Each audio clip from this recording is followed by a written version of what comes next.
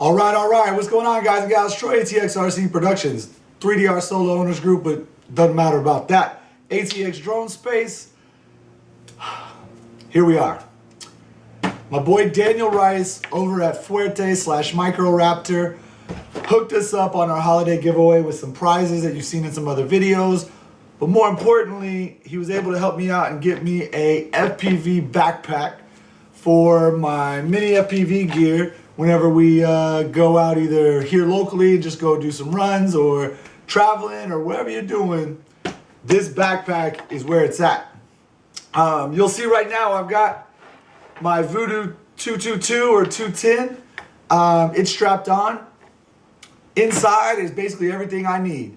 So I'm just gonna unpack it, show you guys, talk about real quick the quality, which I could just tell you. First of all, the backpack, it's great quality. It's a high quality, nice thick, military spec canvas. It's got the Velcro and all the other spots for hooking up all your hooks and all your tethers. It's just an awesomely put together, well-made pack. That being said, obviously this is sourced out and you can get this pack in different forms, as well as fit your own foam in it and do your own thing. I just want to put some ideas out there before we get going that, Microraptor and Fuerte and all the other companies that make these cases that have these custom foams and all that, they had to source these things out. They had to buy, quantities of these things to be able to market them towards us. And if they never did that and never marketed them towards us and found these solutions for us, none of the other people would even think or know about trying to build your own or put your own case together. I'm not saying you can't go save some money and try to do something yourself, but always think about how it affects the industry.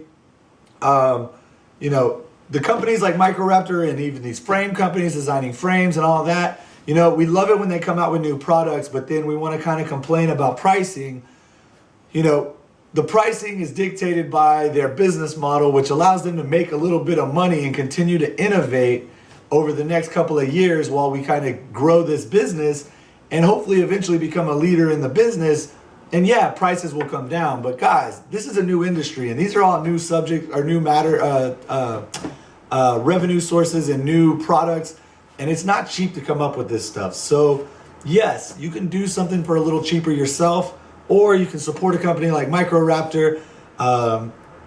Give them your money for, first of all, bringing the product to market, and second of all, for future innovations that we're basically investing in, hoping that, they start coming out with new stuff, which they are. They have a new bag that fits the head plays.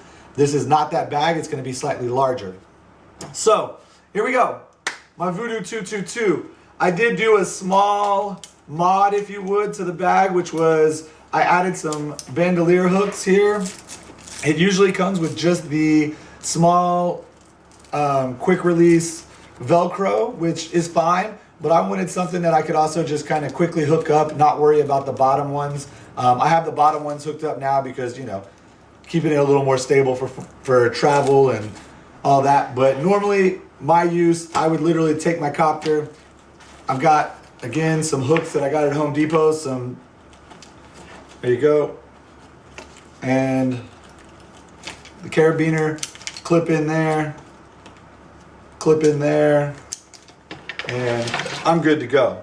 I could technically go roll around and go on my flight like that. That's how I'm typically going to be using it.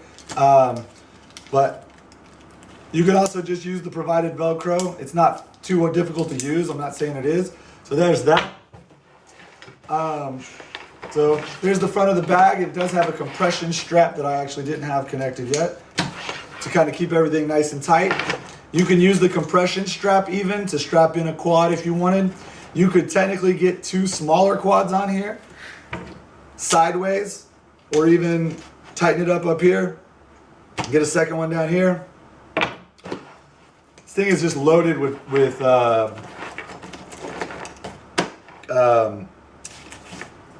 different pouches.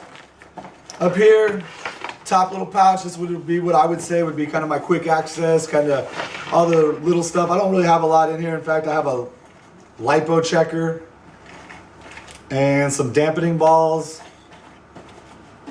I don't know. I haven't really set this up 100%. I've only used it once. Open up the front big pouch. This is where I keep my tablet, which is my field tablet that I can do some tuning on.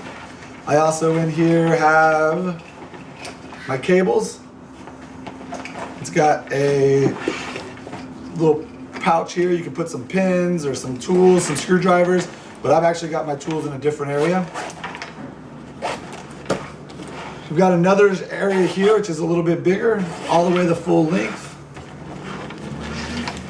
There it is there. This is where I've got my drivers. I've got some SMAs, some a Leatherman, and zip ties, you know, all the stuff you need on the fly whenever you're flying. I've got my prop bag. This is what I use. It's a pencil bag, but I use it for all my props.